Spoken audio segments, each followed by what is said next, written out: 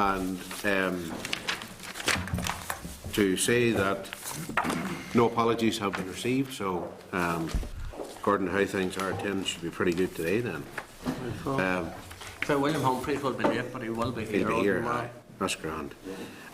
Agenda item number 2, declaration of interest under Standing Order 69.4. Before taking part in any proceedings of the Assembly or its committees, a member must declare any interest, financial or otherwise, which is relevant to the debate or proceedings where such interest is held by the member or an immediate relative.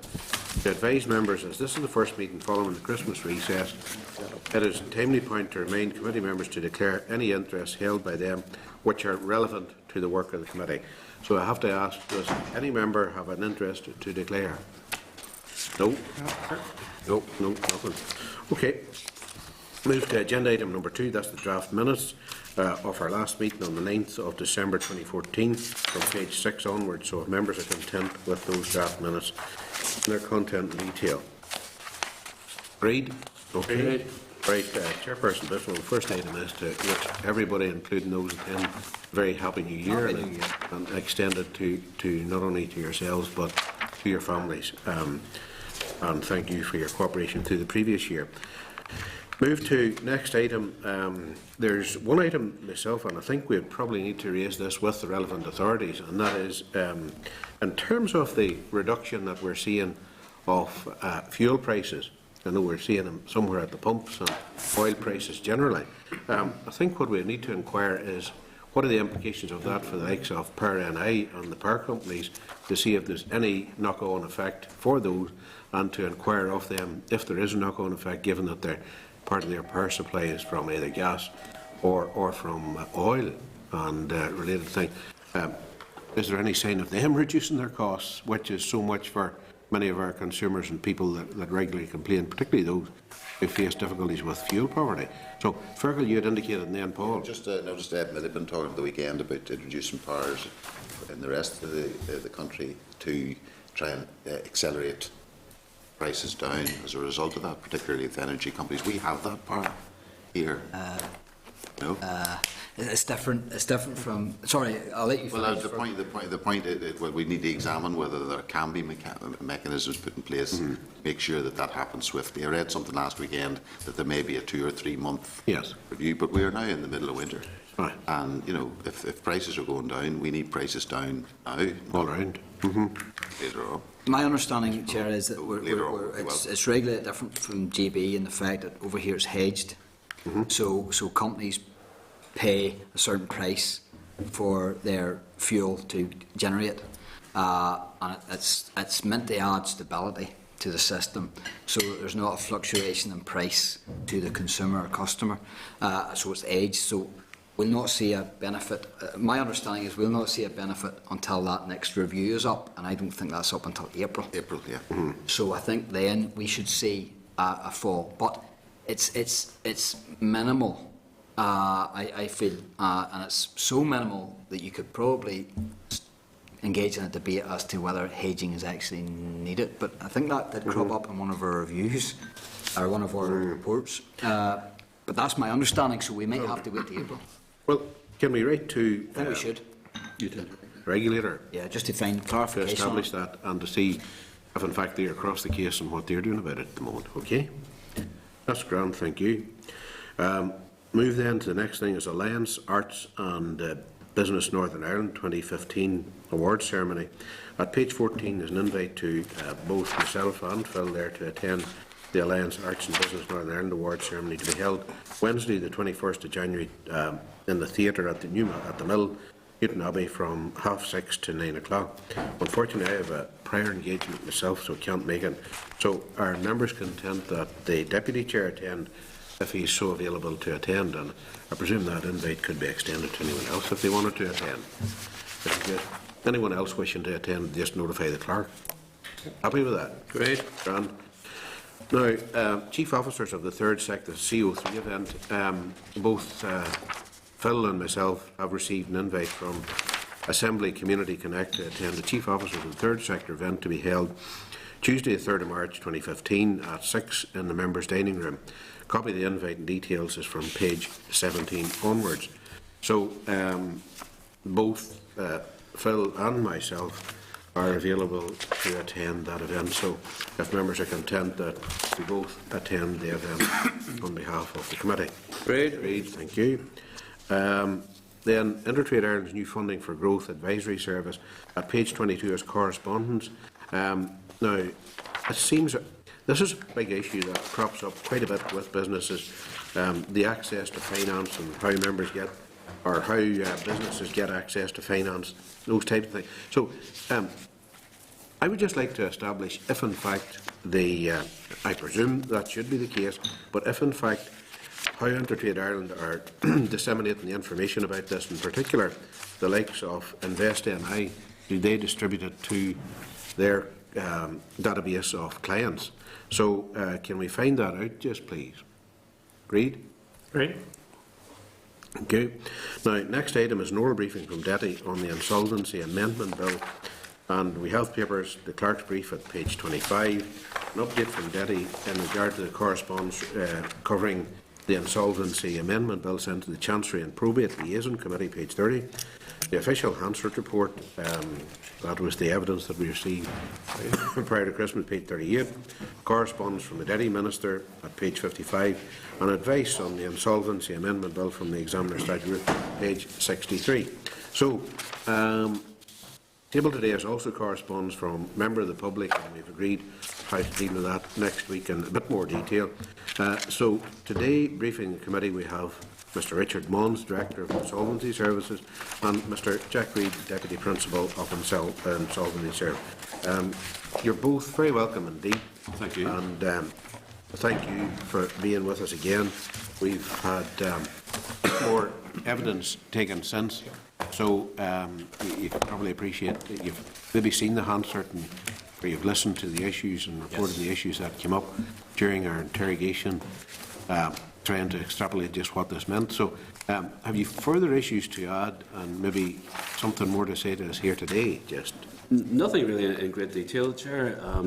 So the key developments since our last presentation relate to Mr Alister's request at the second reading of the bill. That a statutory code of conduct be considered for inclusion in the current bill. We highlighted at that meeting that there was provision in the Small Business and Enterprise Employment Bill, which is currently going through Westminster, to introduce regulatory objectives for the recognised professional bodies that authorise insolvency practitioners. And it had been our intention to introduce this provision in the future insolvency bill. However, the Minister has now decided to include that within the current bill, and wrote to the committee, Mr Alister, before Christmas, just advised of her intentions of doing so. So that's really the major development since we last gave you some evidence here in November.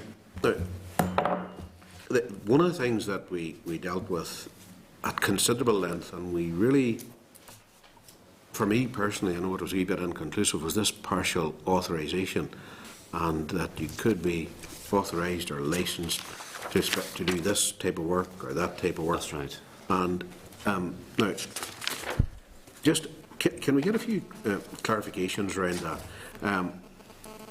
The PwC in particular believed that partial authorisation would have a negative impact upon businesses and individuals seeking financial advice. Now, you've probably read the evidence, I've looked at the evidence, and at this point in time, I still don't know, because we don't have any other precedent to go on. It's not fully operational in Britain, and so we don't know whether it's negative, positive, or something else, or maybe no change.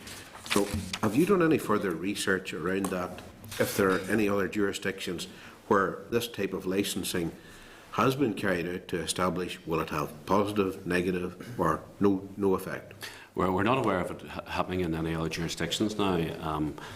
I think, as we mentioned last time round, our major impetus in introducing that is to retain parity with what's happening in GB. And the legal advice we have is that, as set out in the EU Services Directive, if the legislation has been changed in one part of the jurisdiction, then every part of that jurisdiction should follow suit.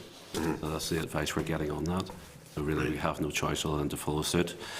In terms of practical effect, I know PwC and the representatives from CARB had identified, and I know certainly some of the other professional bodies across the water have identified that they consider that may cause problems that may be more time-consuming, may cost more money. I think also the main aim of the introduction of the partial authorisation was to allow people to specialise in one area or another. I mean, we're not people aren't being forced to choose one or the other. People can still go down both routes. And I know the body who sets the exams, there's 3 exams for the full authorisation. There's 2 in corporate and 1 in personal. So I presume that if somebody just wants to specialise in personal, they just take the 1 exam and can just follow that.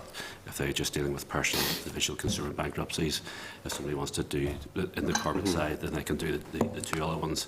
And if they want to have the full authorisation to do whatever cases, then they can do all 3. I presume that's how things will be. That's probably leading to my first question then. Can people be authorised then to deal in both? Currently, that's a current process. Under the current process. No, sorry, under the new. Under the new process, you can continue to be authorised to do both. You can. Yes, absolutely. And I imagine probably 70, 80, 90% of people will still wish to do that. Yes. And so they're qualified to do both so sides. The only obstacle or the only criteria is you do the examination. That's right. Examination. Currently, there's 3 papers, 2 of which relate to corporate, 1 relates to personal. Okay. Oh, by the way, you mentioned there the legal advice you had received about the, if you like, the read across of the legislation and how it should be similar or the same, basically. That legal advice is from whom? That's from our own Departmental Solicitor's Office. All right, that's okay. And then you've answered, I think, my second question. Anybody who is authorised in both can practice in both. That's right. That's right, okay. And this sounds like a bit of a, but firms will be free to choose, obviously, who they want to go to. Right. That's okay, right. Now,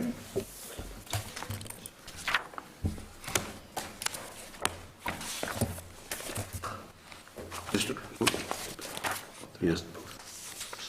All right, the clerks remind me here just of one, that an insolvency practitioner firm will be able to employ people who are qualified in both, yes? Yes, so, absolutely. In other words, say for example, the issue came up and clearly both firms that were with us giving evidence were very good, well professional firms. Absolutely, yes. And well known throughout the region for that.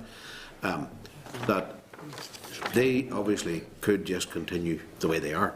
Absolutely. And they will have people within their employ who are doing things exactly the same way as they are. That's right. So the conclusion was that there would be very few beyond that who would do things differently. In other words, it would be more or less the same. Is that the conclusion that you've come to? Is it?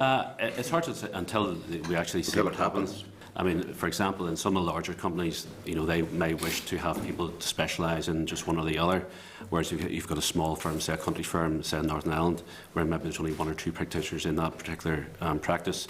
They may need to be able to cover all areas, or one person may need to cover both, so they will probably continue doing both the corporate and the personal side of things, so they may choose to be qualified for both. But that's their choice. That's their choice, absolutely, Right. yes. Okay, thank you.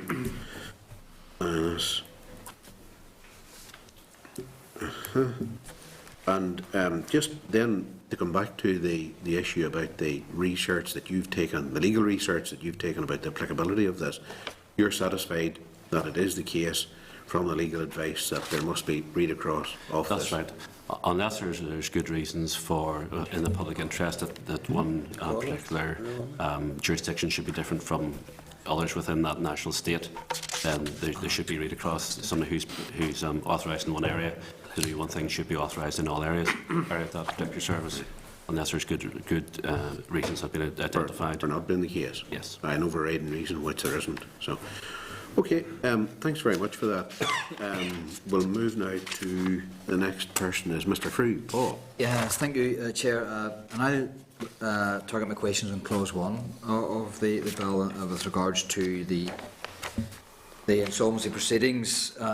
Won't necessarily have to have the participants in the same room, and they can do it through technology, whether that be video conferencing or phone calls or whatever, which seems to be the future, and of course we need to embrace that, and even with some of the contributors, they seem content with that, but albeit that they would say to us that there needs to be a consistency of approach so that it doesn't have a competitive aspect whereby some companies may well be uncompetitive. How do you see that working in practice? What's in your mind's eye when that clause has been written? Well, again, we're taking this legislation from what's going on across the water. So, as to how it will be in practice, in practical terms, how it will come across, I wouldn't be awfully sure, how the technology would work or whatever. But again, once we have the legislation in place, there will be subordinate legislation, which will be at a lower level, which will identify at more practical levels what will happen, what will take place, what will have to be in place to allow these things to happen. So, at this stage, we wouldn't really be entirely sure. I think we're saying, Jack, that the GB, their subordinate legislation, hasn't been completed either. So we're slightly in the dark as to what that will be. But our hope will be that will provide more detail on actually the higher level legislation, which is in clause 1. So that would be like a code of conduct or rules of engagement, even for the meetings itself. I would expect it to sort of identify, what safeguards may or may not be in place. But obviously, whenever we're talking about new technologies, obviously there's a lot of things which will have to be included, a lot of safeguards and password protections and firewalls, etc., to ensure that whatever software is being used to facilitate electronic meetings is sufficient, it meets the industry standards. So there will be an element which will have to be considered as part of the whole sort of the software, the electronic, the technology side of things as well. And really, I suppose, at the current time, we have the likes of electronic banking, those things like that wouldn't be defined in legislation. It's down to sort of the technologies which are available to ensure that they are secure and allow people to have the confidentiality if there's conversations being had electronically or documentation is being transferred electronically. It's down to the integrity of those particular systems which are being used. So you'd be confident that whatever would go into subordinate legislation, if need be, would safeguard against identity fraud, and the people you're communicating with in the meeting will definitely be that person. I presume that that's how they're still working on it in GB, what the subordinate legislation would be, but Sir Jackie. Well, there is actually a requirement in the primary legislation in the clause itself on anyone who is proposing to hold a meeting remotely to ensure the identification of those attending the meeting and the security of any electronic means used to enable attendance. Well, insolvency practitioners are subject to monitoring by the recognised professional bodies, and that is one of the things that they would be looking at to ensure that they are adhering to best practice. Yes. If they are conducting meetings through various technologies such as video conferencing, teleconferencing, or the use of computers. The final question, Chair. It makes provision, of course, for proceedings to be held in remote areas or different places. How will it be ensured that there's enough time or an acceptable level of time to complete logistics around that meeting being held somewhere remote, and then with the technology that would be added to bring across a more global sphere, if you are talking to people, say, in Venezuela or in India? Is there do you have in your head an acceptable level of time that it would take to set such a meeting up? Well, there are requirements in the existing legislation for periods of notice to be given of meetings. Yes. Those requirements will remain in place and will apply in the case of electronic meetings. And some of them are quite generous periods of time. What do you think would be an acceptable level of time? Is it on the face of the bill? 2 weeks, for instance? That'd be acceptable to give notification to the participants and then also get the logistics set up for such a meeting? I would have thought something of that order, but it wouldn't be appropriate to specify a time period in the bill. because the time periods are specified in relation to the individual requirements elsewhere in the legislation for meetings, and the two could be in conflict. Okay, thank you very much. Okay, thank you. Mr Dunn, Gordon? Thanks, Chairman. Thanks, gentlemen, for coming in again to talk about this issue. Clause 3, I'm dealing with mainly about the removal of the need for annual meetings for both members and creditors, voluntary liquidations. Certainly from the evidence that we got from the professionals, they were keen on the proposal, and they were keen to run with it, I think, right away, even not just for the new cases after the changes. So what would be your view on that, and what transitional arrangements will be put in place to manage in the meantime? Well, the plan is that the requirement to hold a meeting to present reports on progress in voluntary winding ups would be replaced by a requirement to issue a report on progress. And we see that in terms of having benefits, that such meetings tend to be poorly attended, and that it would reduce the cost of holding the meetings, which are, if they're poorly attended, are not of any benefit.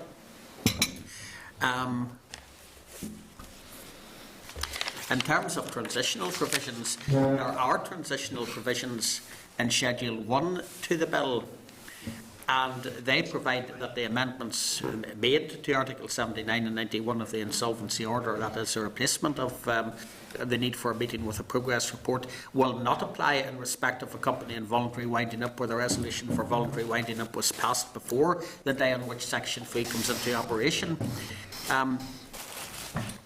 So that if winding up is already in progress at the date that Clause 3 is commenced, Yes.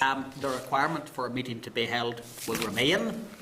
It's only if the winding up was initiated after Clause 3 is commenced that it will no longer be necessary to hold meetings, and it will be sufficient for the liquidator to issue a report to the creditors and on progress with the meeting. Instead of the meeting? With the progress with the winding up, yes. Instead of the meeting, there'll be reports. What about the point you made about the professionals wanting to it to come into play right away, you know, rather than waiting just for the new cases onto the new clause, that this apply right away to all cases? Well, I have to say that again we're following the line taken in the GB legislation. I'm not. I think it's generally convention in the GB legislation that they don't, if you like, change course midstream. Right. That where something, I think that the principle that they apply is where a procedure has been got underway, that the creditors and everyone involved will expect that that procedure will be conducted in accordance with existing law, and they would look on it as bad practice to suddenly find that they're confronted by a different procedure from what they had expected when they set out on the procedure. So you're supportive then of the idea of it applying only to new cases under the introduction of Clause 3? Well, there is an argument against retrospective legislation that's looked on as bad law to apply new law to old cases. And while this is not an exact analogy, I think that there are comparisons. That is to say, where a procedure is underway and the creditors are expecting that it will be conducted in a certain manner, that it suddenly changes. That could be looked on as a bad practice. Fair enough. And just on the removal of the meetings, do you see any real practical issues about that? About doing away with the meetings and for all new cases? No, I don't, because creditors will still have an opportunity to make representations to insolvency practitioners in charge of proceedings. If they have any concerns, they can still write to the practitioner.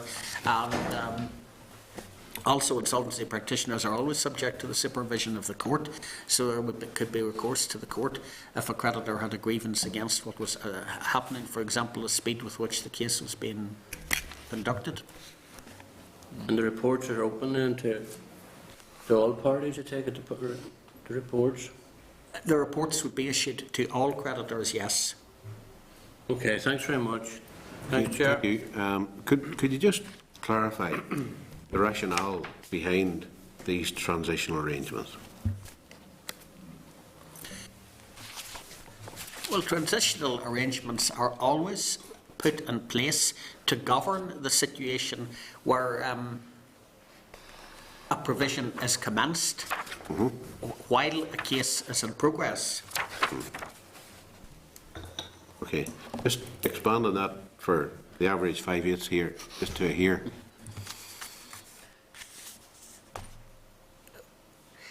Well, the transitional provisions determine or clarify which law is to apply Yes. to a case in progress, whether it is the current law, or whether it is the law by which is replacing the current law. Just really sort of sets out if a current case is ongoing, at what point the new law will apply to that current case. Yes. So for the likes of this one here, it says that the amendments set out in Section 3 do not apply in respect of a company in a voluntary winding up, whether a resolution for voluntary winding up was passed before the day on which Section 3 comes into operation. So it really defines the specific date, the relevant date in that case, which will decide which, So, if it's the old legislation or the new legislation. But the applicable date applies to the case. It doesn't apply universally to all cases that are live at that point in time. It depends on what stage each Of case advancement is. of the case. Right. And if the resolution for voluntary winding up was passed before the day in which the law comes into place, then the old rules apply. Okay. If it's after, then the new rules apply. All right, and the person who makes that determination it's not done in consultation with the department, I take it? It was done by the administrator, whoever, or the liquidator, whoever. So it's their call? Right, So it's exclusively whenever their call? Whenever they make that decision, then Okay. it depends which legislation is applied then. That's grand, thank you. Mr Flanagan, Phil. Thanks, Patsy. I wanted to talk to you about clause 14. We've been told by practitioners that's their understanding that people won't be able to register for both individuals and for companies, but you're telling us that isn't the case. Why is there a misunderstanding between the department's position and those that practitioners in this area? Well, could I just look at what the legislation, what the bill says?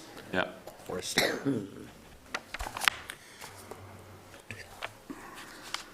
think we can look at their skills.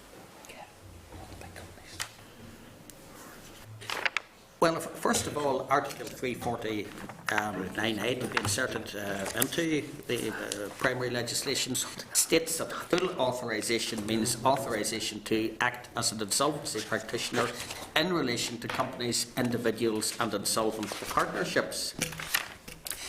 Article 350 states that the Department may by order declare a body which appears to it to meet the requirements of paragraph 4 to be a recognised professional body which is capable of providing its insolvency specialist members with full authorisation or partial authorisation.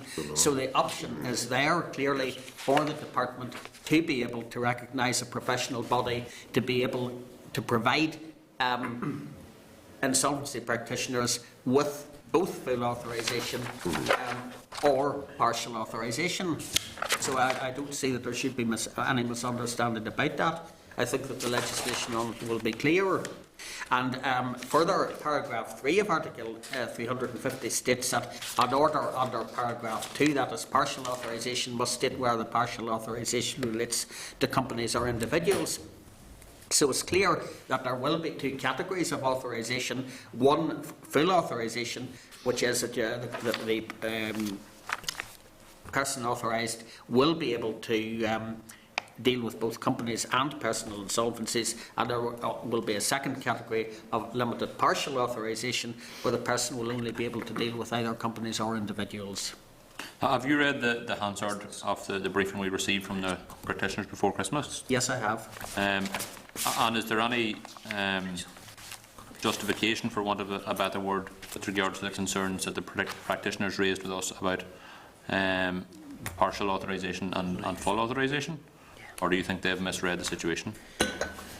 Well, which particular concerns? Well, the existence of the right to be authorised to deal with both types of case, or is it the concerns that they raised about the consequences of allowing partial authorisation? Which are you referring to? No, well, it's our understanding that they're saying that people couldn't be, the practitioners couldn't perform both, that it had to be either or. And the briefing documents and the evidence we were given by them said that it had to be either dealing with individuals or dealing with corporate entities. So they're telling us that you can only deal with one or the other.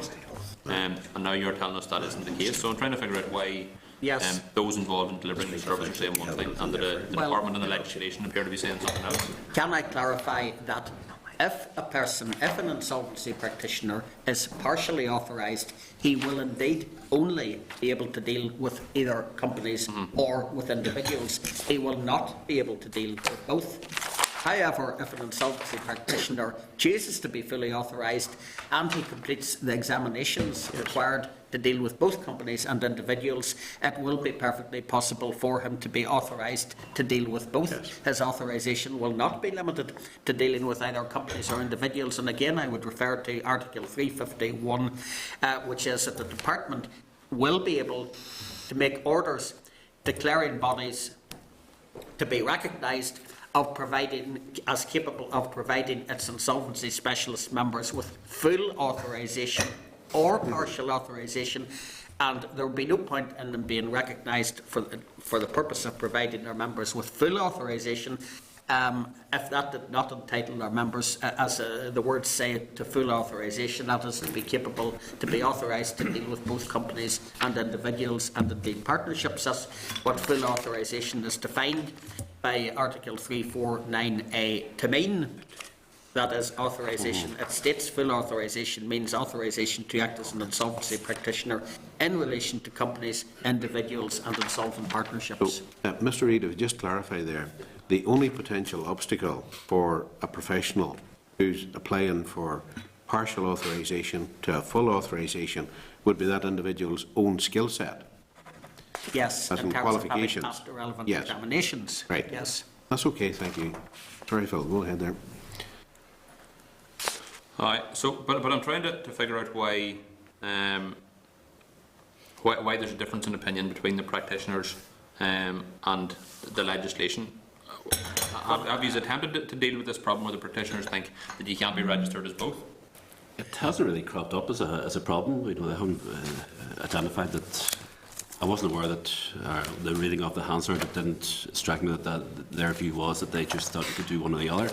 I think their view is that I think they see it as a watering down the present system whereby an insolvency practitioner must be qualified in both personal and corporate. I think they consider it being split into two. Potentially somebody can just do one or the other rather than both. I think they see it as potentially a watering down of the expertise. I think that's. I'm not 100% sure. I had Hansard extract with that thought in mind, because I mean this consultation has been through in GB, it's been through ourselves as well. So I think the practitioners should be aware of what the legislation says. I think their concerns are around the splitting of the qualification into two, and around potentially the monitoring of that as well by the recognised professional bodies. They consider it may cost more money, or more systems may need to be put in place to monitor this, which may or may not be the case.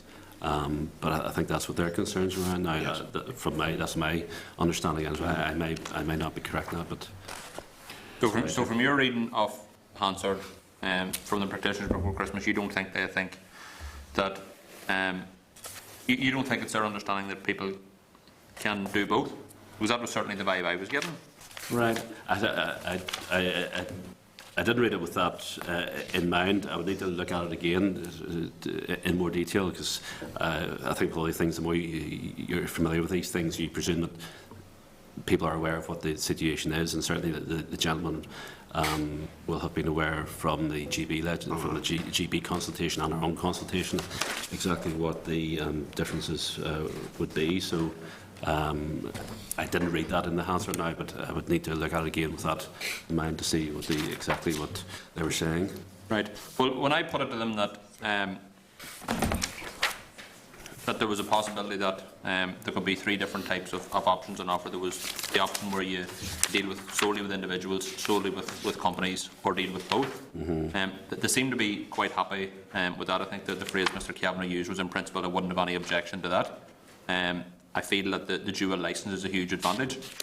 So I'm trying to figure out why the practitioners are under the impression that organisations won't be able to be fully authorised, and what efforts you have made to deal with that confusion. I'm trying to find that the relevant part of the Hansard report, but I'm not having any success. Could you give me any indication as to where? Towards the end. Probably in the last page. I don't know. I have an electronic copy here that lets me type in clause 14 and find all the references to clause 14. There's a question you had asked, have you worked with RBS? Before that? It's before that? Yeah. This deals with work of RBS's global restructuring group. Is it before that? Way before that, aye. Way before that? Yes, is that the question? Maybe we could tease that out. We have to find a solution that meets everybody's needs, meets the need of people here, but complies with legislation of what that they want to achieve. Is that the question that you're referring to, or is it before that? I'll find that bit now. A wee bit after that, just. A bit after that. No, it's the one just before that. It's about 2 or 3 paragraphs above that. Ah, yes. What if the law were worded in such a way that it offered the existing dual system and the specialisms that DETI has proposed? Yeah. What if there were 3 types of licences? Well, that's what there will be. One for individual, one for corporate, and a dual licence. Yes, well, that is what there will be. What is your opinion of that, Mr Kavanagh? In principle, I would not have any objection to that. I feel that the dual licence is a huge advantage. Well, as I said, we have found it having it as very distinct. CARB carried out a check and found that there was not a big appetite for individual-only licences. I would not have the competency to deal with small consumer debt, and specialism would be an advantage.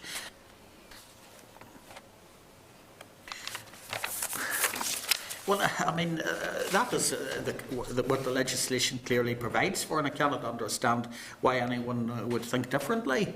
Well, can I suggest that maybe you should go and talk to those people that were here presenting evidence and try and clarify the situation between all of you so that we all know what the story is? Because if we're taking evidence in a situation, we want to make sure that we're getting an actual reflection of what the views out there are. Could I make one more point? Yep. And that is concerning Article 350, which is to be inserted into the Insolvency Northern Ireland Order 1989 by Clause 14. It's not. It's actually what I should be speaking about is Clause 7 of Paragraph 14. That is what I should be referring to. And it states that an order under Article 351 of the Insolvency Order recognised professional bodies made before the coming into operation of this section is, following the coming into this operation of this section, to be treated as if it were made under Article 351 as substituted by subsection 1 of this section. Now, what that means is that all professional bodies which regulate insolvency practitioners at the moment are recognised by the Department for the purpose of granting full authorisation to the insolvency practitioners, that is to deal with companies, individuals and partnerships. There is no such thing as partial authorisation under the existing law, but what paragraph or subsection 7 states is that if a body has been recognised in that manner under the existing law, it will continue to be recognised for the purpose of providing both full and partial authorisation. It will be treated as if it had been declared to be a body capable of providing full authorisation under Article 351, as it will be following the enactment of the bill. Okay. That's dead on. But certainly we can clarify with those who gave evidence. I think there seems to be some sort of wee bit of misinterpretation there. It's pretty clear to me from what you've said what the situation is. Very clear to me, in fact. But there seems to be some sort of misconception or I'll whatever. write to the gentleman. I know them both, so Yes. you have regular Oh, you would contact do, with them, aye. so They're Thanks for that. clarify that. two pretty competent guys at their business, so. Oh, absolutely, yes. Aye. Okay, thanks for that. Mr. Agnew, Stephen. Thank you, Chair. And before we move on from clause 14, the one other concern that I recall, I don't have the Hansard in front of me, was that not all cases seem to be. Not every case could necessarily fit neatly in the category of individual or corporate. That's right.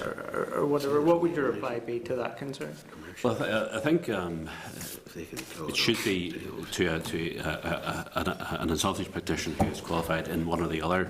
I mean, I would think that a short interview with the person who they're dealing with should establish the facts of the case. You know, is there partnership involved? Is there potentially company issues involved? And then at that stage, and also the type of debt they're in, you'd like to expect that a qualified IP would be in a position to identify pretty quickly as to if they'd be a partially authorised one should be identified, if they would have the full skill set to be able to deal with that particular case. You're content that we wouldn't see scenarios whereby somebody goes to IP individual practitioner, whatever the term is, gets part way through their case having spent time and presumably money with one person to only find that person can't take them the whole way through the process? I would think it unlikely now. I say the individual themselves, if they give the full details of what their circumstances are, the insolvency practitioner, if say they're just qualified to do personal insolvency, if there's elements of maybe partnerships or company, or maybe some of their property has been subject to some sort of security on it as part of a business, and they should be identified pretty quickly. So I think it highly unlikely that would be the case. I wouldn't rule out that it could happen, but because sometimes when people are dealing with these circumstances, sometimes they don't volunteer all the information, which perhaps they should, for whatever reason they may have. Things might come to light to the practitioner. It could happen. It could happen. But if the person is being completely open and transparent with the person dealing with their case, I would expect that they should identify if if some sort of other skill set is required or both skill sets are required. Okay. Moving on to clause 6. Clause 6 amends but does not repeal the fast track voluntary arrangement. The department has stated that it is its intention to repeal the fast track system in a future insolvency bill. If you know the direction of travel, why not do it in this bill? There are a large number of amendments to be outstanding to be made to insolvency law in Northern Ireland to replicate various provisions which have been made or are in the course of being made in 3 Westminster bills. And it would be irrational to single out one particular provision to be dealt with. I mean, those matters will have to form the subject of a future insolvency bill during the lifetime of the next assembly, and would be irrational to single out one particular provision to be from those bills, to single it out to deal with it in the current bill. Okay. Well, I suppose then to ask the bigger question, is it a case of then, because it's been mentioned that we have to stay in line with GB, so there's consistency across the region. Are we waiting on them doing it and then we follow suit so as not to be out of line? And if so, what's the difference between being ahead of the game and being behind the game? There's going to be some delay between our legislation and theirs. Well, we examined the legislation which is in progress at Westminster to see if there were any issues which needed to be dealt with as a matter of urgency. And we did identify 2 issues. One was the issue of partial authorisation for insolvency practitioners, which needed to be brought in Northern Ireland as a matter of urgency to comply with the EU Services Directive. And the other was a matter concerning provision of bank accounts, because we realised the department would come under great pressure if it didn't do something to facilitate making bank accounts available to people who didn't have them. The other matters, and there's a huge number of them, they're similar. There's no outstanding urgency attached to them, and abolition of fast-track voluntary arrangements would fall into that category. There normally is a set of procedures to go through to make legislation in Northern Ireland. It's not a straightforward process. There's a requirement to consult. There's a requirement to prepare a regulatory impact assessment and to have simply selected out abolition of fast-track arrangements and put them into the bill without carrying out those procedures, it wouldn't have been justified. Okay.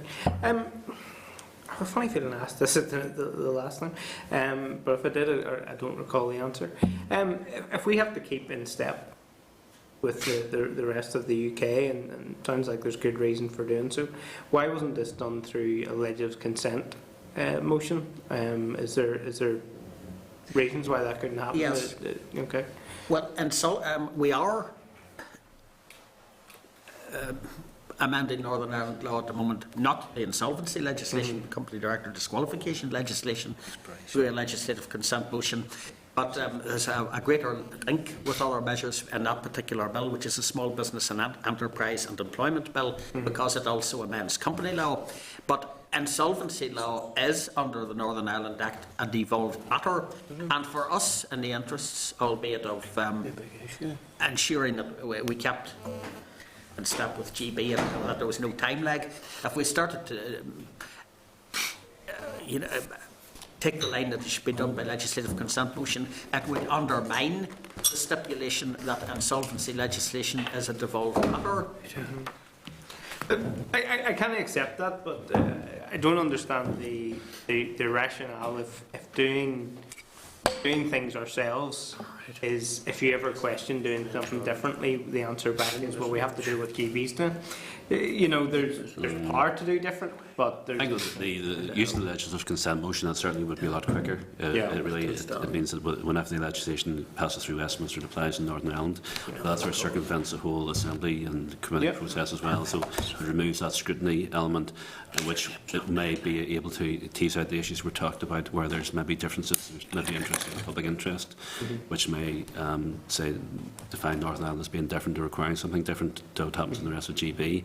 So really our default position would be that we bring everything to the Assembly, through the committee, where possible, unless there's an overriding urgency whereby it needs to be put in place, like of services, things which will apply like that. There's an urgency where they need to be done at the same time in GB and in here. Has there been any examples to date where we're going to diverge to some degree from the rest of the UK because of Northern Ireland specific circumstances? I'm not aware of anything in our own legislation. There are certain nuances which are different in Northern Ireland. For example, enforcement procedure in relation to debts, and that is referred to in insolvency legislation, takes a different route in GB. They have a system of bailiffs, whereas we only have the Enforcement of Judgments Office. Okay. So there has to be some adjustment for Northern Ireland. But no, there haven't been any major policy differences, no, as the answer to your question. No. But the fact also remains, as I say, that insolvency legislation is listed in the Northern Ireland Act as a devolved matter, and in keeping with it being such, we normally adhere to the principle that it should, unless, as my colleague says, there's an overriding reason being made by the Assembly. We don't try to undermine that. Okay, thank you. Thanks, Jim. Ms. Fearon, Megan. Thank you. Just in relation to clause 13, obviously around the vacant provision for being able to facilitate bank accounts. Yes. We heard from, and it's in the Hansard as well, which you've said you've read. We heard from representatives from, I think, PwC the last time. They said there's no bankruptcy protocol. Do you think that we would benefit if that was as part of the legislation? That was in relation to sort of banks being sort of brought around the table and suggested that they should put this in place. I think certainly it would be helpful in the whole process. I mean, the intention of the change in legislation is to make banking available to everybody, to those to bankrupts and those who are just shortly out of bankruptcy as well. But ultimately, it's the bank's decision whether to let people have a bank account or not. So the intention of the legislation is to facilitate that, to remove the risks to banks in allowing bankrupts to have their own bank account. So anything which could assist that process for the benefit of the citizens, for people who have been in bankruptcy or recently come out of bankruptcy, I think that's to be certainly is to be supported. Obviously, there's provisions made in Clause 13 to remove any potential liability on banks after acquired property is passed through accounts. Does the department believe that that will resolve the issue? Because obviously we want to ensure that whatever is facilitated in law can also be facilitated in practice. Well, ultimately, so we're making the changes to the legislation which hopefully will allow the banks, it will remove the risk and remove the potential for them to be, for trustees to take action against them for after acquired property. Now we would have no power to enforce banks to make people, or to give people bank accounts. But certainly we can, write to them, make them aware of the changes in the legislation and make them aware of the reduction in risk. And one would hope that they would take that on board. Has there been any discussions with the department and banks around it? Or? We haven't engaged with the banking sector now around that issue. I'm not aware if our GB colleagues have done anything on that, but it's certainly something we can check on to see if there's been any, or if there's any plans to try and sort of reinforce to banks the changes, and hopefully that the actions they will take as a result of that. But it's certainly something we can follow up with the banks, Okay. or with our GB colleagues. Okay, thanks, Megan.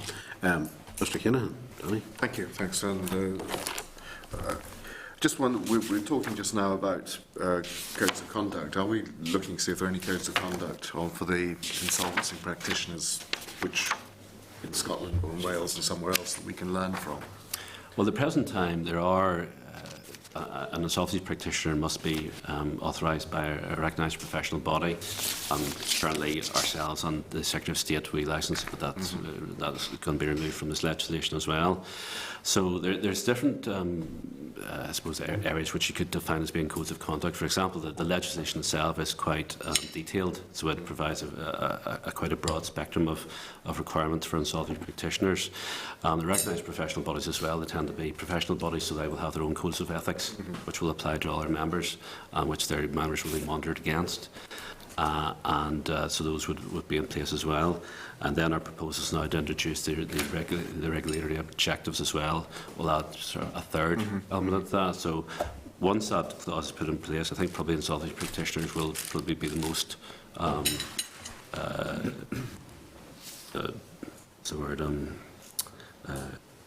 of the widest code of ethics and approaches there will be.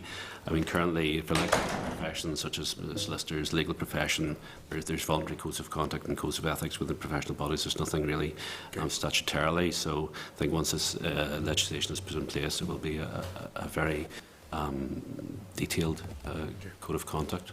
Thank you. Thanks.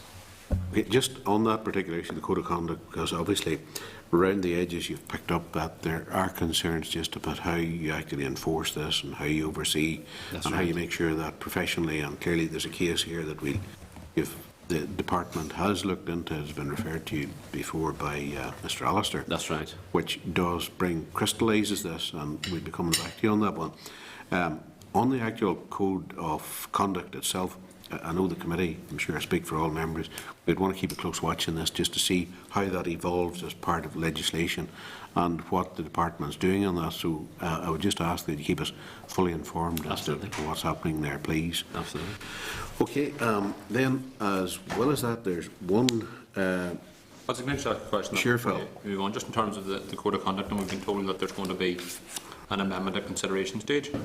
Yes. Is there any chance that we can get early sight of that amendment so that yes, we can have some sort of consideration before it actually goes through? The Office of our Legislative and Draftsman are currently hopefully finalising that at the present time, so it will be our intention as soon as we get that, we can share that with the committee for their review. And you'll take you take any comments we have to make on it before it actually goes to the Chamber to try and get an agreement between the department and the committee? Try and keep everything as harmonious as possible. I presume that's Sorry? If we have any suggestions to make on your proposed amendment, would you be willing to take those into consideration at an early stage from the committee to try and keep the bill as harmonious as possible once it reaches the Chamber? Yes, we would consider any comments made by the committee, yes. Okay, dead on. Thanks, Patsy. Okay, thank you. I know that you have to issue a final report on these proceedings, and that I would expect that to Inform refer. recommendation. I've been looking to get sight of the amendment before the we amendment. commit it, before we finish our report, if that'd be possible. Oh, yes, If you- sorry. if you could do the we're amendment. aiming Intention to to have that, do yes. that, yes. Okay, that's fine, that's fine. Okay, thank you for that. Just, there have been some comments here, you wouldn't have had sight of them by the examiner of statutory rules. So what we'll do is we'll forward those over to you, and maybe you'll come back to us in writing on that, please, okay? Sure. Grand, thank you. And thanks very much for that. Quite a lot of the issues were clarified there today, and thanks for your time in doing that, okay? Thank you very much.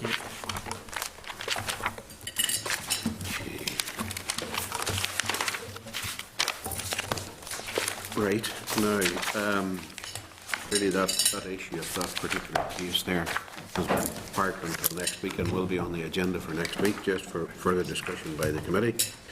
Now, we move then to agenda item number 6, which is matters arising, and those occur from pages 66 to 134. Just two particular items on the agenda which are marked for members to discuss, if members are happy enough with that. The first item is the January monitoring round. That's the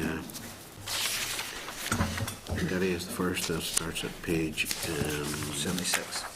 67. Sorry, 67. Page 67. Bring that upside down.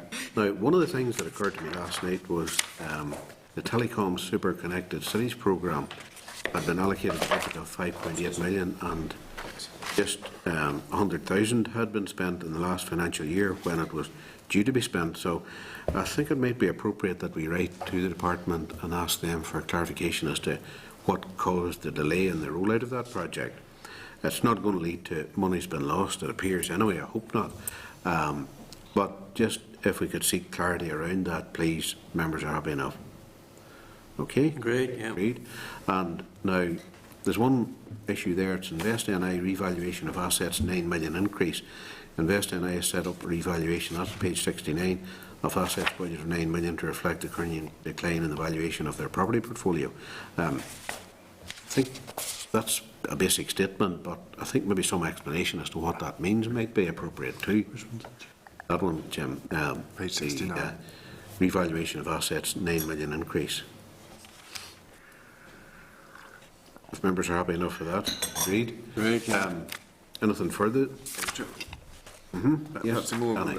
a general comment. I mean, the pressure all the other departments are under, and certainly I'm on the Education Committee and talking to teachers and others. There's a lot of discomfort about the budget for DETI being, and a lot of it has to be there, but I think we need to question is there any more room for it tightening up to allow for less pressures on the others. I wonder how. Probably has been discussed Noted. elsewhere. Yes, again, he hand us a Harry Carey knife Well, here or something, Danny. And everyone should be looking at it. Every Yes. single But I think we're going to be looking at a new situation anyway in light of Stormont House Agreement and all that. That's So it. a lot of the figures that we're maybe been looking at here and another department in particular will be adjusted and changed and tweaked, and we don't know what the final budget will be. So while taking your point, we could be looking at a completely revised set of figures. Yeah, and if I could add, Chair, whilst it's incumbent on every minister to make sure they have the funding in place that they need, and if they don't need it, they should return to the centre for dispersal to other departments. And of course, we should be one big team here in the executive. And it's of course this job of the committee to scrutinise the bids and the allocations within the department.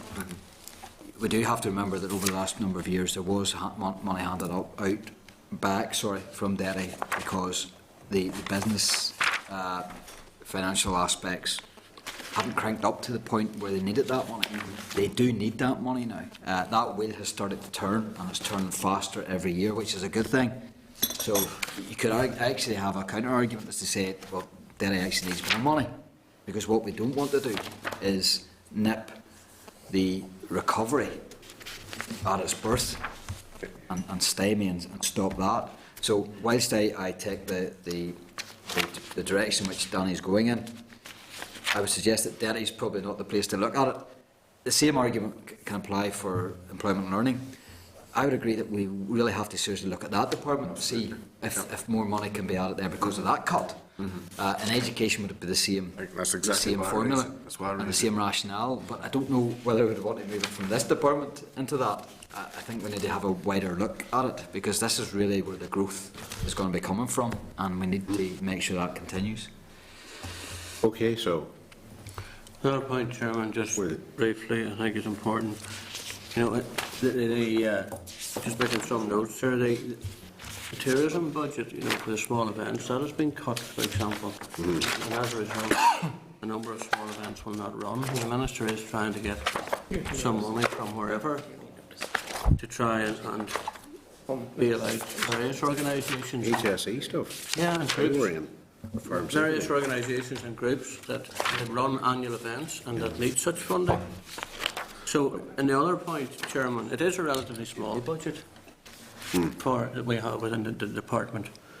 And, you know, Invest NI have met their targets, so it's important that we continue to support them, that money's in place to do that. There's an upturn in the economy. We need to have funding in place. I think we need to be supportive of the department. And there is a strong argument, Chairman, that education has been ring-fenced. Now, there is also a case that the Minister is using a lot of the money from schools for other priorities that he seems to have made a priority within his own department. So perhaps that's where the department should be looking at in relation to education. But as you said yourself, we hope the whole thing will be subject to change in the next few months. Well, too, but there is another further argument, is that you're looking at potentially 20,000 posts going within the public sector, and if you're in any way to rebalance that economy, it has to be with job creation. If that is the logic you're following, which is going to be very difficult circumstances for a lot of people. It's just, Chair, the feeling I was getting through every single budget is every single one person is going to have to look at what is really necessary that's got to be done, and the economy comes first, but you need all the other bits going with it. And I think at times, you know, there's a bit of dogmas and party policy. We've got to start being a little bit more open to see what really have we got to do. I suppose, Chair, that's the role of the Finance Committee to that regard, as far as the overseeing. Okay, thanks for that, Aye. Then the other item. Can I just? Yes, William. Sorry, I missed you there. No, I mean, I would very much support the point you made, Chair, about the Stormont House agreement. I mean, you know, at this moment in time, I don't think we're in a position to make the allocation. Not that it's our job in terms of finance, Danny, that you talk about. But certainly, whenever the civil servants were in here, and I listened intently to what they said from the department and from Invest Northern Ireland in particular, I would have thought that, you know, given the attempts and the agreement by the political parties to rebalance the economy, now is not the time to cut in debt, because, as the Chair has rightly identified, if the idea is to have people in that rebalancing working in the private sector as opposed to the public sector, then I really don't see, you know, in terms of the cuts. And Mr. Dunn's quite right. The budget that DETI has is not a huge budget anyway. So, you know, there are other departments that spend huge amounts of money, multiples of what DETI will spend. But many of the jobs that are going to have to be, you know, people are going to have to be retrained for, and in that rebalancing are jobs that are well paid in the public sector, and you will require those well paid jobs for those people, you know, to have the same level of income, if that's possible, if they're working in the private sector. So, I mean, our job is to scrutinise. That's all I'm saying, rather than. Yes, but I think, to be fair, when the civil servants were in here, both from the department and Invest Northern Ireland, they got well scrutinised by members here. To be fair, and I'm not sure in terms of the money that is, you know, potentially there to be invested. I don't think there's much more that can be cut, and that was the impression I got, and I think that was universal across. Thanks, Chair. Okay, thank you. Just working my way down, our members agreed with the various actions there. We have one that has been highlighted here, card. That's Northern Ireland Broadband Improvement, response to the committee's request for comment on area has been currently targeted. That's in the DART project for broadband. What we've got is some details. We're in The index. Means nothing, Patsy. what's that, Phil? Means nothing. Would mean something to some people. Can I ask what page is the Northern Ireland Broadband Improvement Project on? Well, the page we're looking at is page 101. 101. I don't know how anybody can make any sense out of it. Yeah, can I just add, Chair, what we had asked for was a list, a comprehensive list Locations. of the actual personnel who were involved in the assessment of each area, postcode area. I don't think we've received that yet. What I want to do as a public representative is I want to make contact with that individual in my areas and inject something into the process. You mean by way of establishing, look, when is this going to be rolled out? No, because we've already got the timelines, which may not make deadline. There is periods of time allocated for each area. But what we were promised was a list of individual names that would be in charge of each area, and we have yet to receive that. Right, okay. Round. So I think we should write back and ask them for that, because that was promised to us twice over the last number of months. Phil, back to your point. I don't think in page Just a wee 101 bit. means nothing to me. Like. The way it's presented here. Oh, yeah. I don't know what they're trying to tell me. Like. There's no explanation with it. No, it's just The way Dard cut and paste. wanted their money used, that the money was supposed to be directed into the areas of greatest multiple deprivation for a start. But I don't know what that there table is trying to tell me. Like. There's a whole lot of detail missing. Maybe we can ask them for some I detail. think we need a bit more detail on that one. Some. That's, Give them a ring there. Eh? Give them a ring. Ring. Send them an email, but sure, no broadband. Doesn't work. okay. Everything else accepted for the actions? Agreed? Right. Okay, thank you. I work. What about? Agenda item number 7 then is legislation SR 2015-1, the gas and electricity licence modification appeals regulations for the 2015. This is from page 136 onward. Okay. It's also subject to a negative resolution. We have already discussed this at SL1 stage at our meeting on the 4th of November, and there was no comment on the rule. The rule to come in operation on the 6th of February. The Department advised there have been no changes to policy content since the SL1 was submitted to the committee. So if members are content with the SR, I have to put the following question: that the Committee for Enterprise, Trade and Investment has considered SR 2015-1, the gas and electricity licence modification and appeals regulations Northern Ireland 2015, and subject to the ESR's report, has no objections to the rule. Agreed? Agreed. Yeah. Next item is agenda item number 8, a written briefing from DETI, the Innovation Survey of Microbusinesses in Northern Ireland. This is from page 177 onwards. It's a bit unusual, this one, in that some of the information that has been used is already dated, in that it's from 2010 to 2012. So I don't know about its relevance as in the here and now, and that we're moved on. Well, if it's 2010, we're moved on, we're almost 3 years behind. So that's the first thing. The second thing, as Jim quite rightly pointed out to me, in terms of the actual comparators here of, say for example, if we take the likes of page 2 in the report, page 180 in your table, in your documents, they've come up with, say for example, innovative activity or innovative active, 45% and 40%, broader innovator, 46-41, product innovator, 18-15, 4 and 10. There's differences between the different surveys and the different areas of the, but apparently they've used 2 different methodologies of surveying the things.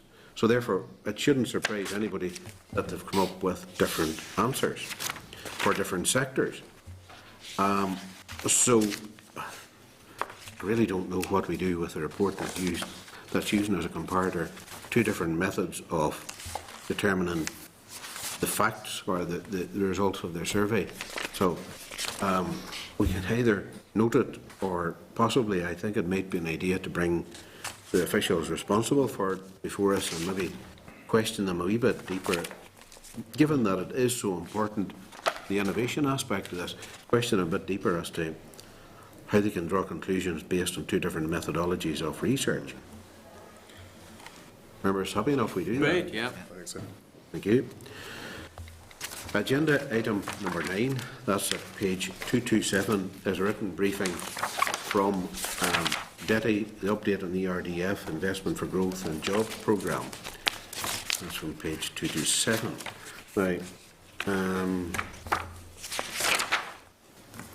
an update. One of the things that struck me was to increase the numbers of companies engaged in R&D in Northern Ireland. That's at paragraph 6, that table that's there.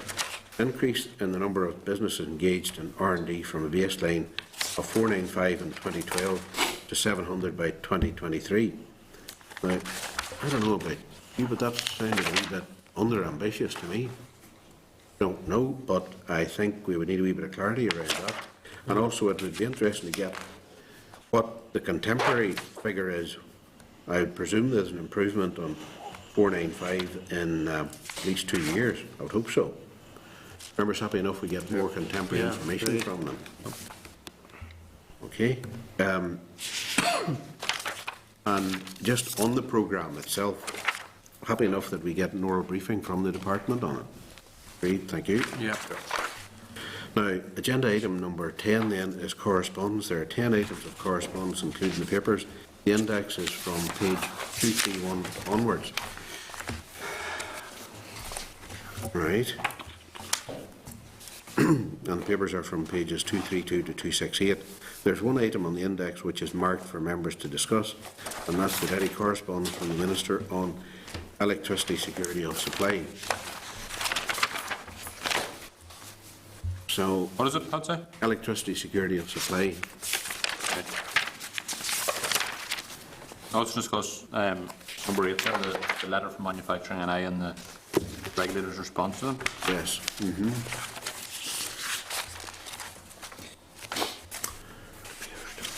So unless members have anything further. Can I ask members? Can I ask the committee just?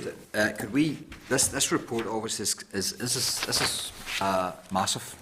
Would you say that? This is basically us. This is basically all the players buying up more capacity for the grid to in order that we don't have a blanket or lights out in the future, and when there's pressures coming down with regards to derogation and the closure of a part of the Ballymford site, and then obviously with the delays on the North-South interconnector, and then also the problems with the Moyle interconnector.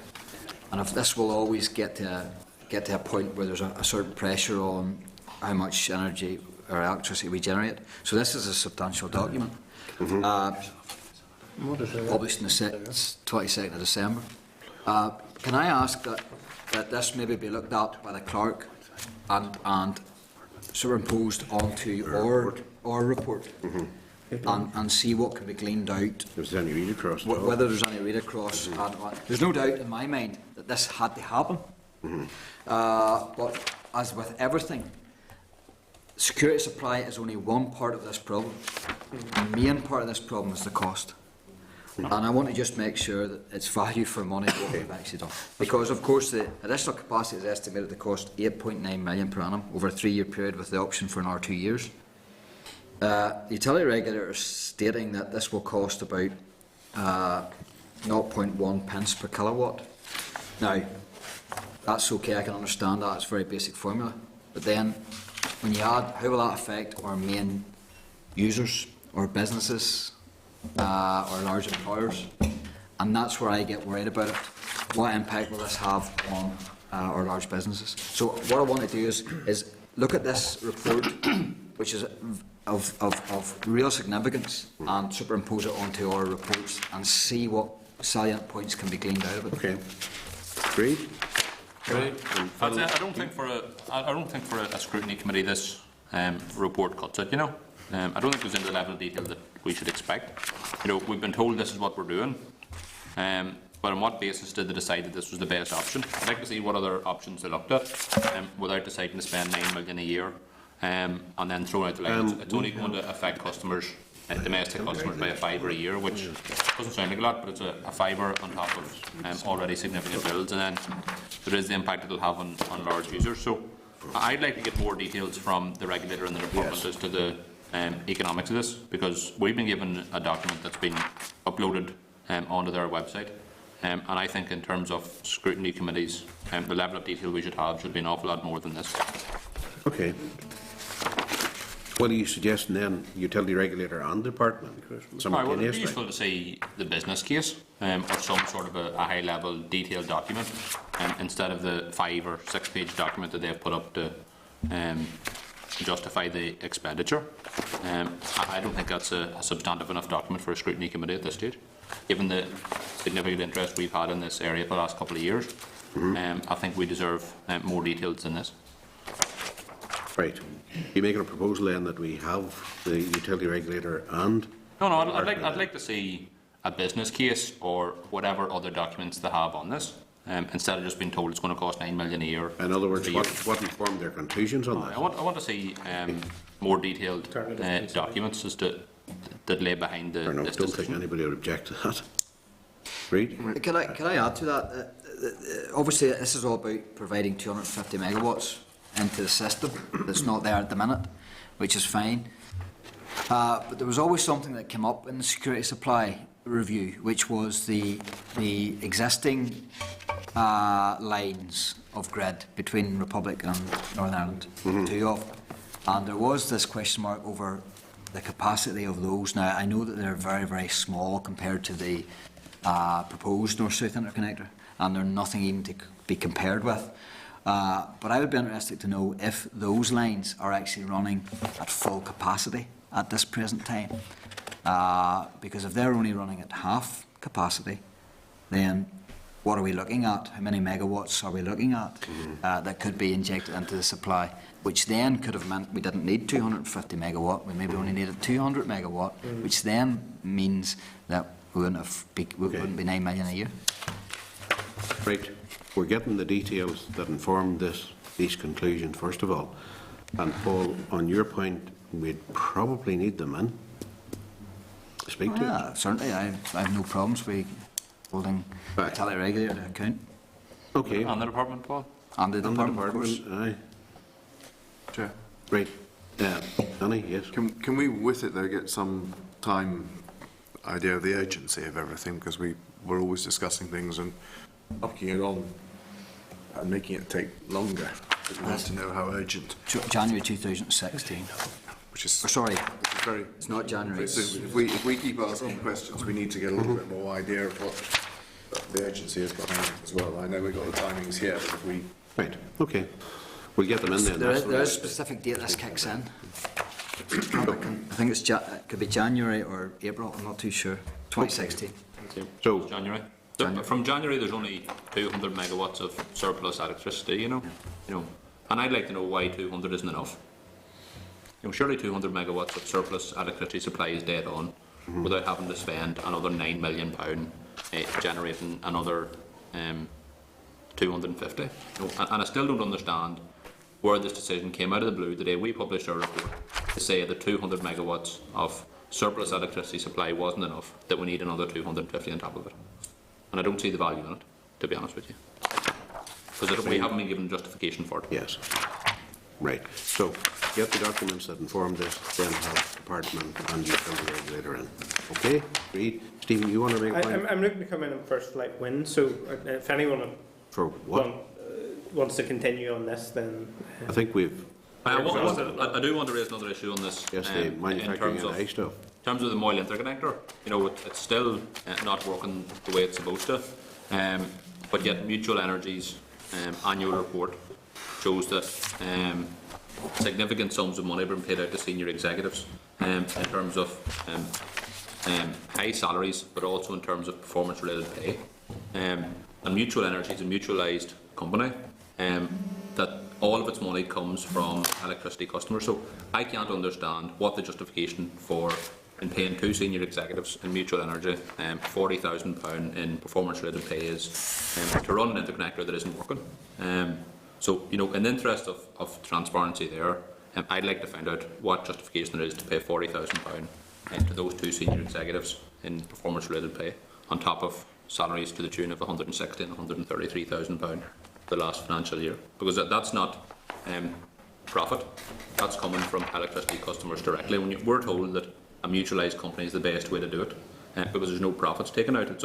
But the whole thing is funded by adding a certain level of percent on the electricity customers' bills. So I think it would be useful for us to get justification from the Board of Mutual Energy or the utility regulator as to why these individuals are getting such substantial performance-related pay to run the Moyle interconnector when it's not working now. Okay. Can I add to that also that we asked for an update then also of the Moyle interconnector and the decisions, the timeline and the rationale for the decisions? Phil, you're proposing that we write to the Mutual Energy. Well, I don't think we always need to get people in. Utility regulator. But I think we should. We're going to have the utility regulator up anyway, so we can. No, but I'd like to get these things, because when we bring them in, we're always discussing something else. And I'd like to get a written answer to these questions, both from the Board of Mutual Energy, if we have the power to write to them, but also the regulator who signs off on them. But ultimately, it's a matter for the Board of Mutual Energy how much they pay their executives. Grant? And the regulator sign off on. So we want to get a response from both of them, if we can. Okay. Agreed then. Right. Sorry, Paul. No, if we're taking the trouble to write to Mutual, I think we need to ask about an update on the repairs, when that will take place and the rationale for their decisions on that, which I actually agree with, which is lay a new cable. Yep. Then with everything to do with energy, it's the cost. We'll also ask them about the much talk about claim on the insurance policy and what's going on with it. Yeah, because surely that's where the company was going to make the savings, and then if there's any cost to the customer, we need to know about it sooner rather than later. Okay. Agreed then that we write to both of them, and we'll also have the utility regulator in, and if we haven't got a detailed answer by that stage, or if there are other issues to raise on the back of that, we can raise them directly with her. Stephen, had you something to raise? Yes, just in the issue of First Flight Wind, I met with the company, which is not effectively there's an issue that's come up here with electricity market reform going on UK-wide. Northern Ireland companies, in terms of these offshore projects, came into the game 3 years after GB companies because of the licensing by what's that, the Coast Guard for the licensing to work for the licenses off the coast. But the deadline to be included in the current round of contract for difference is March 2021 for everyone, regardless of where you are. So they 3 years. They started off 3 years behind. That was a key factor in First Flight Wind having to say there was a likelihood they were going to miss out. The current contract for difference, the next contract for difference is likely to be a lower kind of set price, and then the uncertainty around that made their project unviable. I think it would be worthwhile for the committee to hear from people involved in First Flight Wind as to their experience. Some evidence from them that suggests that the department could have done more. The problem lies with DEC and not being given flexibility, but there was also some suggestion that the department wasn't pushing that hard for that flexibility. I given this was a huge project, I'd like to think the department would have been jumping up and down in anger, saying we're not on a level playing field here. So are you proposing that we invite them over to... I'm proposing that, and I also propose that we invite the other two companies proposing offshore projects to make sure that these same difficulties aren't going to risk putting those projects at risk, you know, because we're talking about security and supply and whatever. First Flight Wind, if I remember right, was going to be 400 megawatts. 400 megawatts. These two projects combined are another 200 megawatts. We've just lost 400. I think First Flight we revised down to 300. We're still talking significant. Equivalent to a small power station. Yeah. Yeah. Which we've lost due to inflexibility at deck and potentially So, inaction from I don't deck. think anybody would be averse to the idea of meeting with a particular company, so we're agreed then that we invite them to address the committee and to talk through the issues and details and problems that they've had. And then the other two companies you mentioned there, Stephen, were... Coast, Rathlin and... Yeah, it's Furhead and Rathlin. There's Tidal Ventures. I'm forgetting the other. If you give me 2 seconds, I have their contacts on my phone. But it's Tidal Ventures and DP Energy. Sorry, what energy? DP. TP Energy. DP. Okay, that's grand. Just to add to that too, because yes, while these are substantial projects, and if they get through all the regulatory hurdles, which they have to get through, and then they get their planning application, and after that, they have to then get a grid connection. And it's my understanding that the lows of the North Coast will have to tap into the grid in Kells. Yes. Which is basically, PV. which straddles half of County Antrim. With regards to the cables. Massive, that. Which basically goes by, in my understanding, 3 other main substations, Coleraine, Balmoney and Rush. Have they not got adequate capacity for it or what? No? Coleraine does not, and that's why they have to come the whole way to Kells. Now, that is obviously a rolling feast, a moving feast, because whilst other applications comes in before and after, then that changes the dynamics and the capacity of any power station. So it just seems perverse that an application and a generator between Rathlin and Northern Ireland has to travel the whole way to Kells in my constituency, comes right across through my constituency, cuts it basically in half, has to go the whole way to Kells in order to get plugged in those terms. So it just seems there's a question mark about that. Yeah. But again, it all boils down to the security supply and also the capacity of the grid. Okay.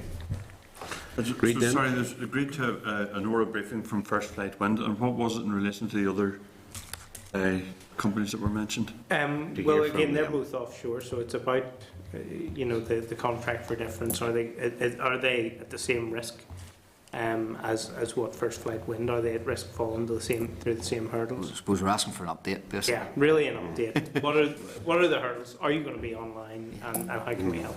Okay. And that's an update from what?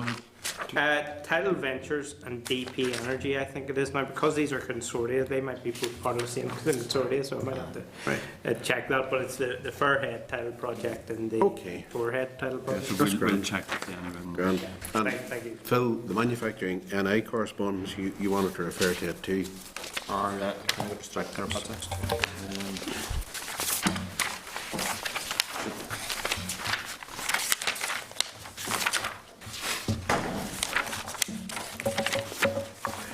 Warm in here.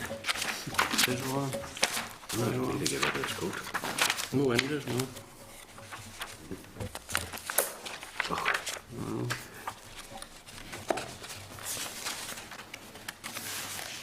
Alright, can we just add this to the issues that we want to discuss with the regulator when they come in? Grand. Okay, that's first class. Right, thank you for that. Then we'll move to the final bit of this information correspondence that has been tabled today. That's from Leslie Budd. It seems pretty interesting.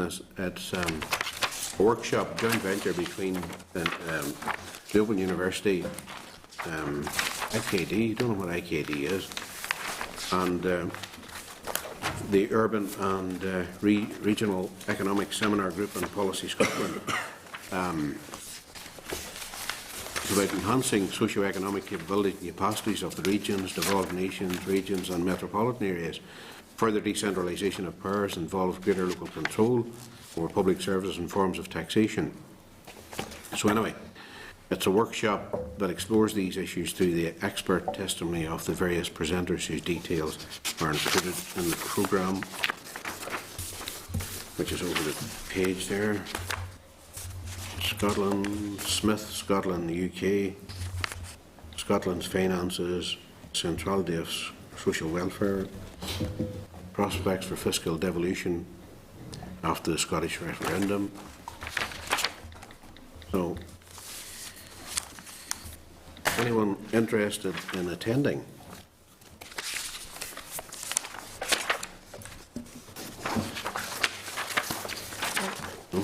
Oh, if the chairperson wants to attend, deputy chairperson wants to attend, I have no problems. No, it doesn't If you want suit to me go, Paul, I will, time-wise. President. No, I'm okay. Ours want to come through the committee or something. Anybody who wants to attend then can contact the committee office, okay? Ballymena has a final on the day, so I need to be fresh for Doesn't that. happen very Are you playing? No, my days are over. Okay. Now, agenda item number 11. Sorry, Patsy, I'll just take you back to the number 10 on the correspondent list, the letter about the Agri-Food Strategy Board. We previously agreed to work jointly with the Agriculture and Rural Development Committee looking at the work of the Agri-Food Yes. Strategy Board, and perhaps this could be one of the issues that we deal with it. Okay. Grand. That's okay. Right. Agenda item number 11 is the forward work programme. The committee's forward work programme up to the 24th of March is page 270, and there's some correspondence from NILGA at page 276. The members are content to consider the forward work programme during the planning meeting following this committee meeting. So, if members are content with the forward work programme, agreed? Yes, Yes. in terms of, can I just make a suggestion if possible? Sure, William. Last week I visited Ulster Supported Employment Limited, which is funded by Derry and Dell. Formerly was the workshop for the blind, and it employs over 100 people, disabled and able-bodied people. Many of the disabled people are blind and partially sighted.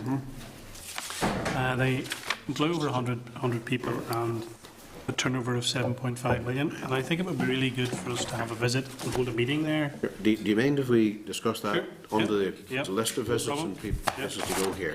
That's okay, William. So, any other business then? You had some, Stephen, early, but we've already discussed that.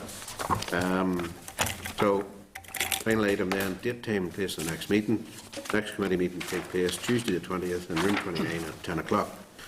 Okay, that's the formal business concluded. We'll move then to the forward work planning meeting then. Northern Ireland Assembly, Committee Room 29. This is the Northern Ireland Assembly